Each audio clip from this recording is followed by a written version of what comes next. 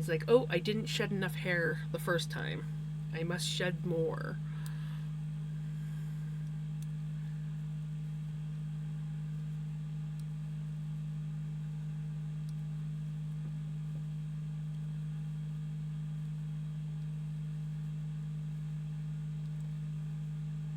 Yeah, no worries. That's one thing that I like to do is suggest simple solutions when someone wants to learn something. Because I know what worked best for me. Like I said, I've been knitting since I was 3, but I really didn't get into knitting that much. I sucked at it, and then um, knitted dishcloths became a thing. I can't remember how old I was. I was a teenager. Um, but both me and my gran sat down and we decided we were gonna knit this dishcloth pattern, and she helped me understand more about knitting because I literally didn't know. I didn't know how to cast on. I didn't know how to cast off. My mom would always like cast on the stitches for me, and then I would knit, and then, well, the projects usually didn't get very far. And they usually ended up with holes because I would drop stitches and stuff. Um, but yeah, so that was like, I think the dishcloth was the first time that I ever actually got serious about knitting. And yeah.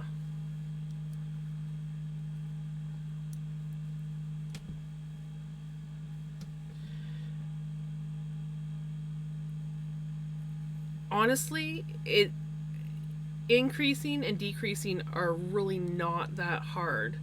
Um, like I'm about to get to where I have to increase again, and I'll show you. It's super easy. And a decrease, I mean, there's two types of decrease usually. Um, but if you are just decreasing and not expecting to have, like, you make the really pretty patterns, like, hold on. Let me get this project. Might be able to show you on here. This one's got a few mistakes on it, but I don't know if it's going to show up. See how some of the stitches look like they're going like right in, where is it? Right here. How they're kind of like going at an angle, and that depends on if you're doing um, a decrease where you can do knit two together, or there's one that's called a slip knit, and it angles the stitches certain ways. So one tilts slightly to the right, and the other one's slightly to the left. So that gets a little bit more complicated. But if you just do knit two stitches together, you're decreasing. And for increase, the most basic, easiest increase is doing a yarn over. So it's just where you put your yarn over the needle. Of course, I'm being backwards to you.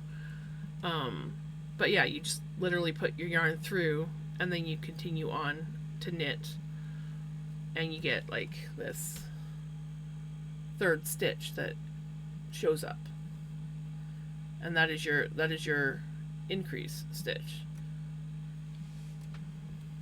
And there are different ways to do increases, but that's like the most basic one, and it makes a really pretty eyelet. So we get the eyelets. Oh, yeah, that's the best. Yeah. I'm not very good at camera angles yet, but yeah, the little eyelet holes.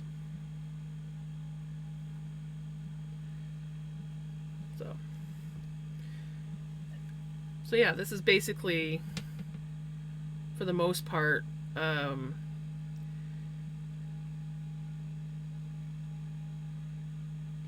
dishcloth pattern, just a modified dishcloth pattern.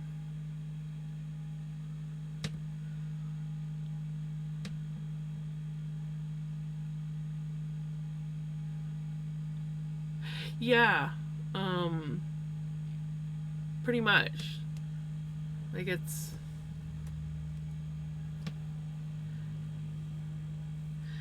hard to explain, especially when the camera is pointing the wrong way. So like if you're left-handed, you might understand it a little bit better. um, but yeah, if you could ever, like if you ever was interested enough to try again, doing a simple knit stitch like this, a yarn over. So you just put your yarn, yarn over, and knitting two together, and that's literally just knitting two stitches. Just knitting two stitches together, and that's a decrease.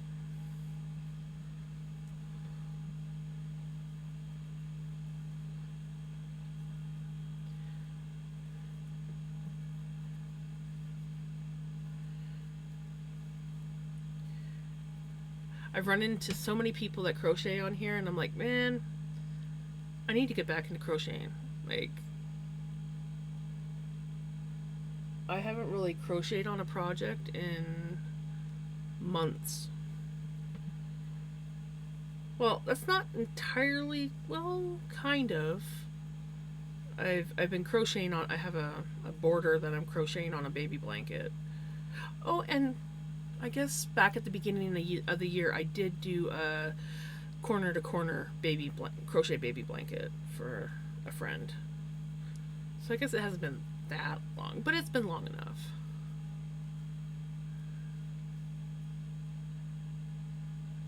Yeah.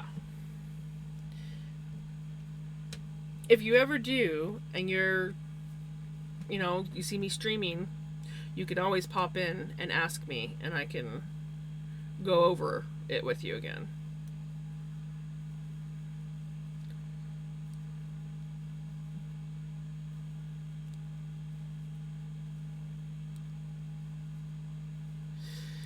Yes, I can also show you that.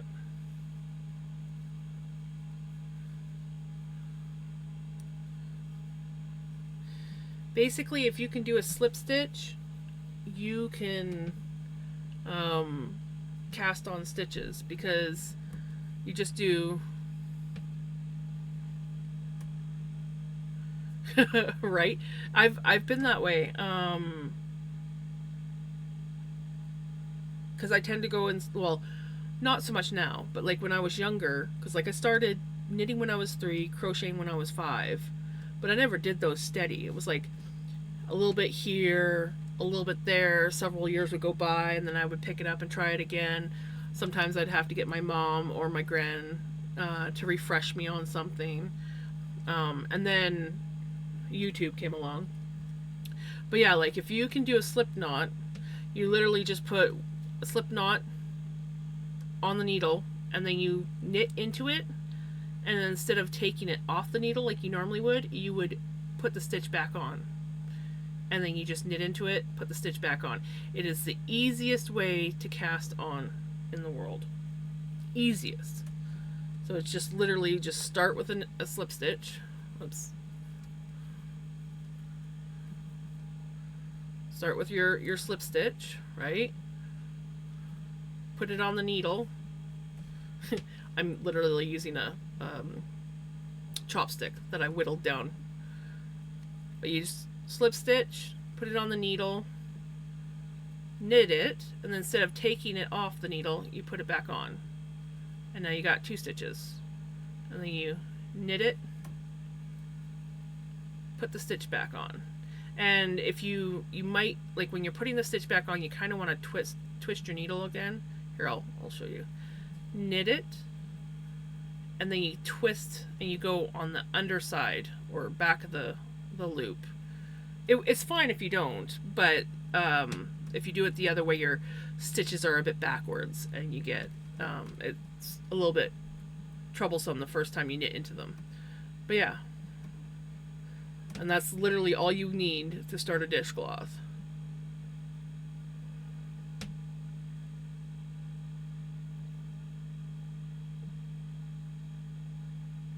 Yeah, see, I used to make that mistake as well, and then I think it was my gran who said, you won't get your stitches backwards, because that's kind of what it is your stitches are sort of backwards. You won't get your stitches backwards if you do it this way. So yeah, you just knit in, twist a little bit, go under, and then it puts your stitches on.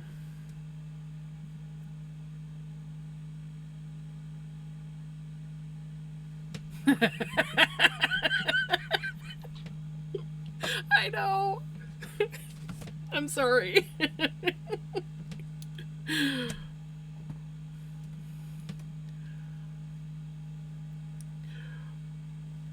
I have a massively huge project list myself.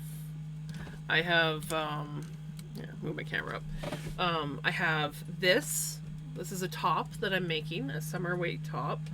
I'm almost done the first ball of yarn, but I've had other projects on the go, so this one's gotten put to the back burner, but it's still on my desk. So that means it's an active one. And then I've got my drop spindle where I've got one turtle shell spun up, and then I'm going to do another one and probably ply the two together. I haven't fully decided what I'm doing yet with that. And then I have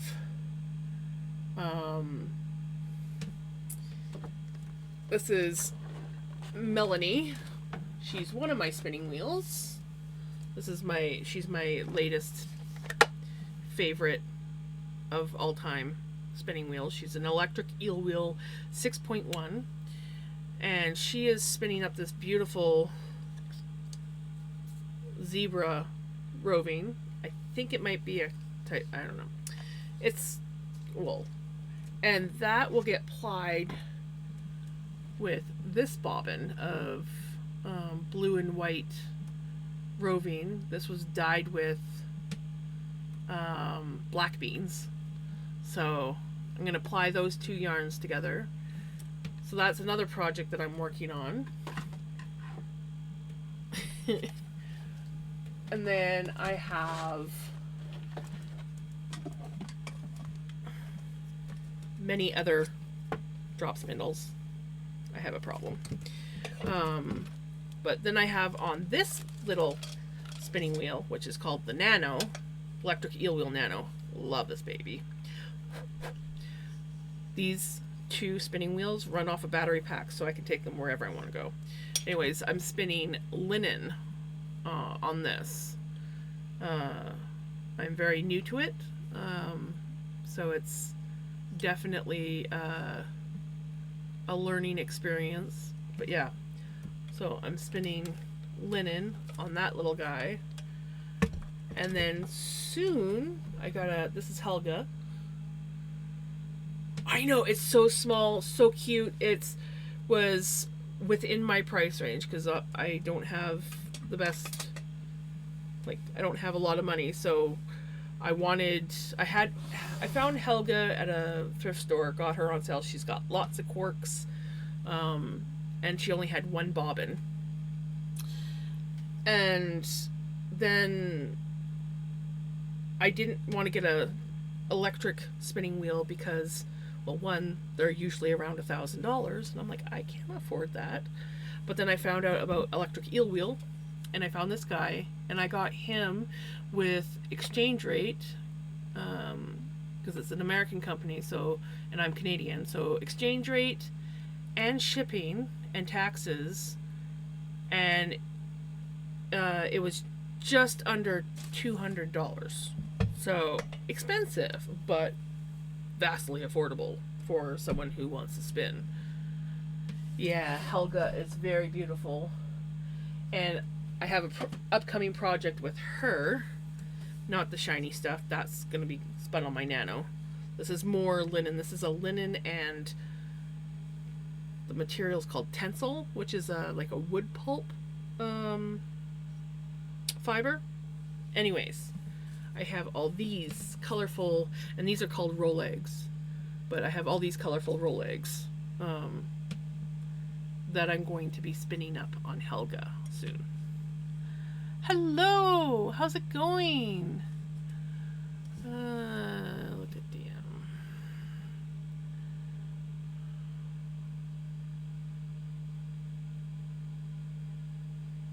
No, thank you.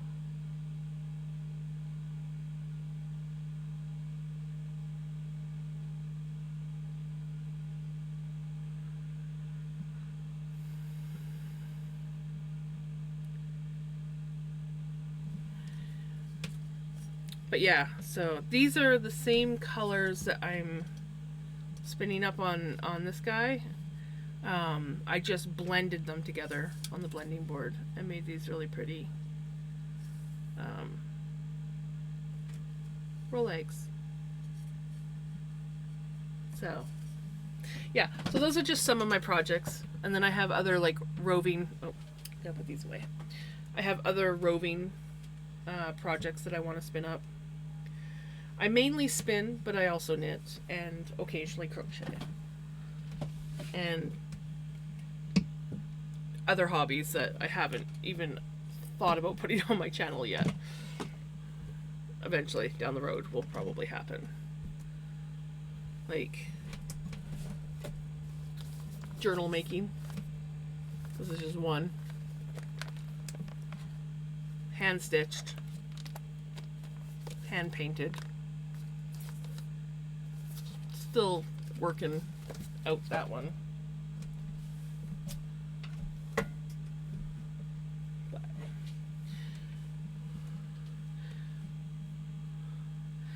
yeah, that's one hobby. I go in spurts with that. I'll be like, oh, I want to make a journal, and I'll make like 2 or 3 journals and be like, okay, I'm done. And then like a few months down the road, I'll be like, I should make another journal because I don't already have enough.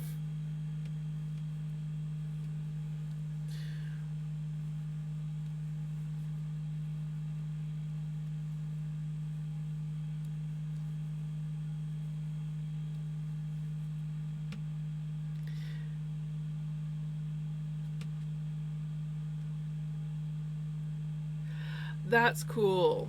Kind of like bullet journaling, sort of. Um, I've tried to do that. I even went through and started a bullet journal. Like I did up, I think 3 or 4 months of pages ahead of time of just like a slight preset, and I never used it. I wonder where that is. It's somewhere. I have it somewhere amongst my stuff, but I'm just like, because of course, I put little calendars in the bottom corner and everything, and I never used it. And then of course, that was a few years ago now, so out of date calendars. But it was really pretty. I've done a few journals. Few as in like probably a stack of journals about this high. Most of them have are like partially used. Like this one is supposed to be like my Twitch journal where I write like ideas or like any like useful information because I'm very new to Twitch, and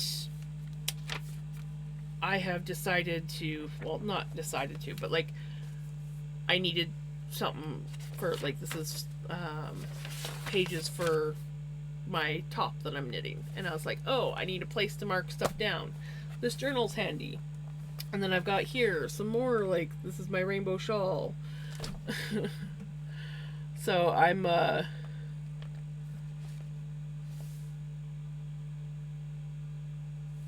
ooh, hydrate. I will, thank you. Ooh, I'm almost out. But yeah. So it's becoming not just a Twitch journal, it's becoming an everything notebook.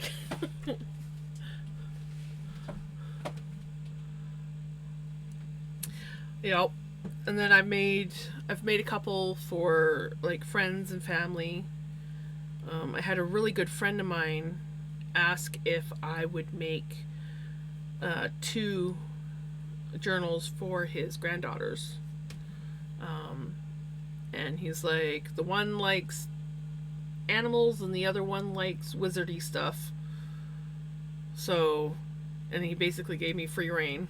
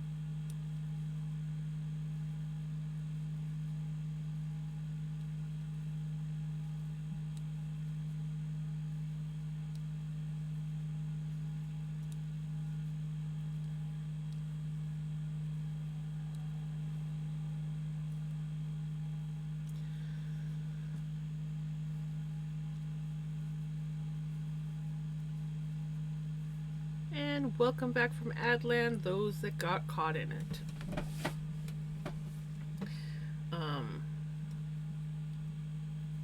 But yeah, he gave me free reign to figure out what I wanted to paint on them and what colors to use. And yeah, so I made them up and sent them to him and his granddaughter. Actually, I think I sent him right to his granddaughters, and they loved them. So, but usually I just give them away as presents right now. But eventually, I'd like to make them good enough to sell. They're not quite there yet. And I'm not as passionate about making journals as I am about fiber art.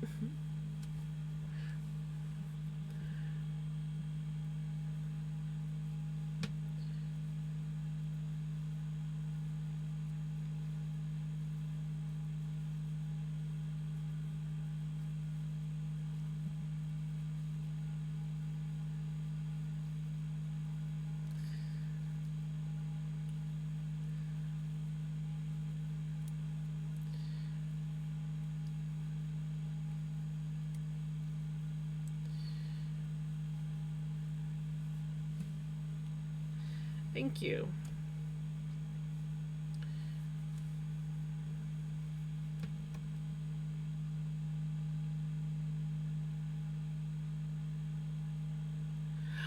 I try so hard and I can never, like, I will start off using a planner, and I might, maybe if I'm very dedicated, make it a week. But my ADHD brain cannot stick with it. And it's just like, no. It's like a week will go by. I'm like, oh yeah. When was the last time I wrote anything in my planner or my journal? And then, yeah.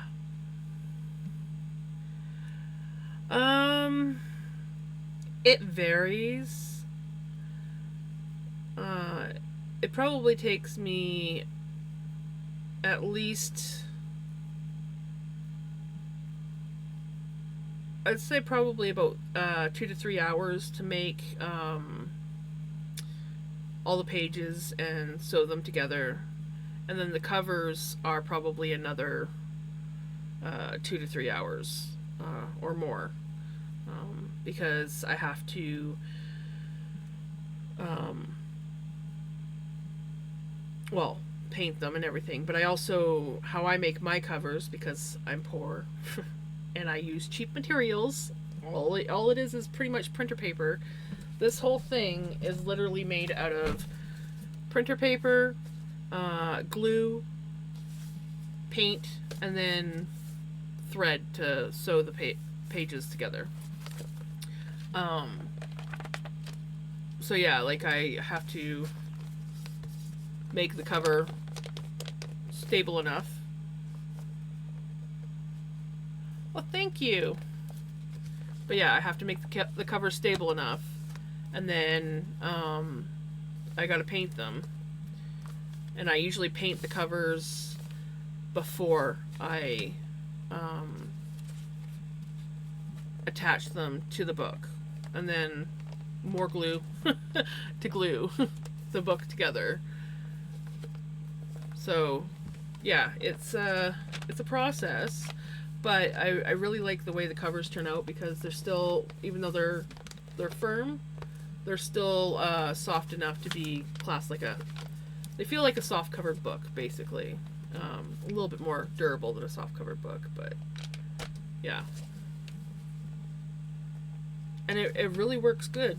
And all it is a folded piece of paper, or is it two? I can't remember if I do 2 pieces of paper. I think I do 2 pieces of paper, folded paper, and then I glue a page over top of the pages. So 3 pieces of paper altogether. 4 if you count the page that from the inside that gets glued to the cover.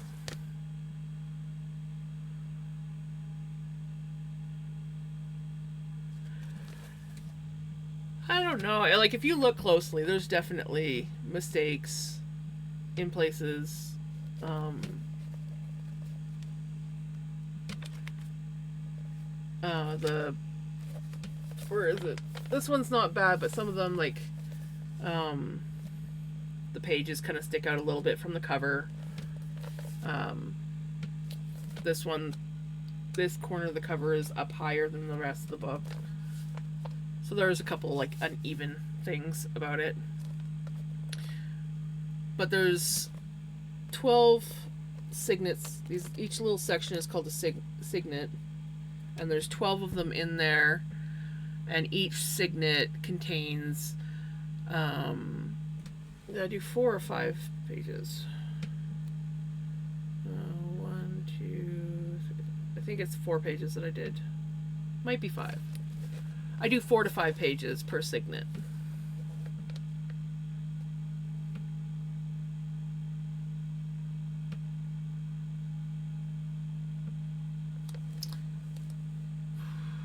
Ooh, that's a long work week.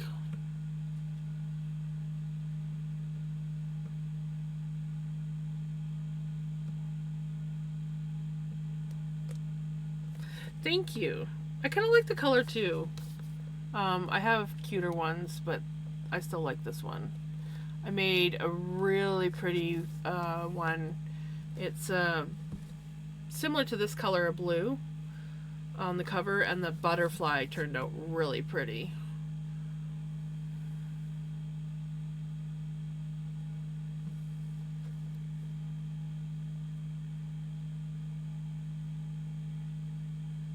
Right?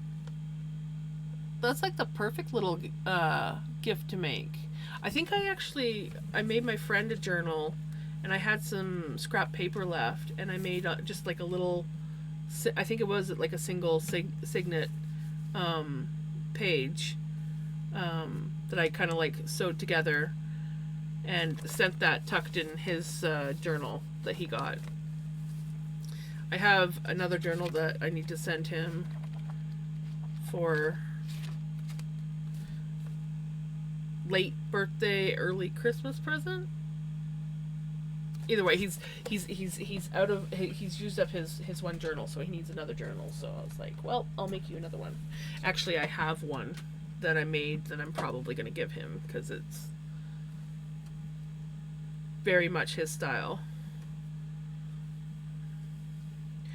I've thought about one day getting like very adventurous and maybe knitting or crocheting a type of cover, but I don't know yet.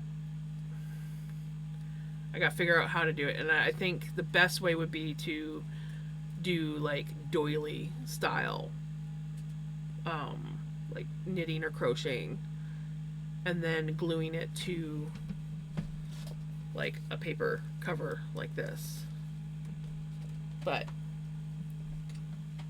that will be quite the undertaking if I do go that route.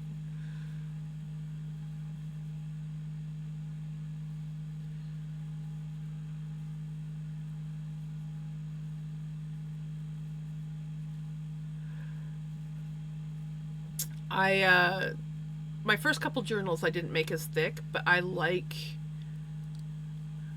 doing the 12 signets, because if you're someone who doesn't technically use a journal as much as I do, each signet can kind of like represent a month. So there's 12 months in a year. So one segment,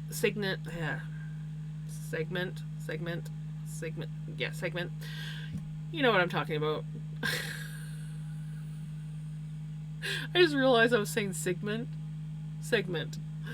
One segment represents a month.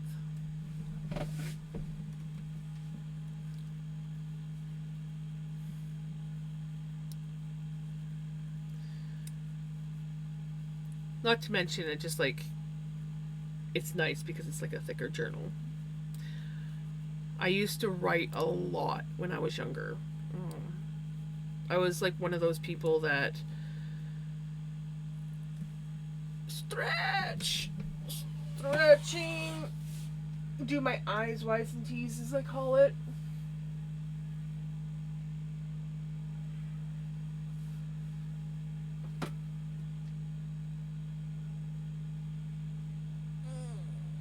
Okay. Thank you for that.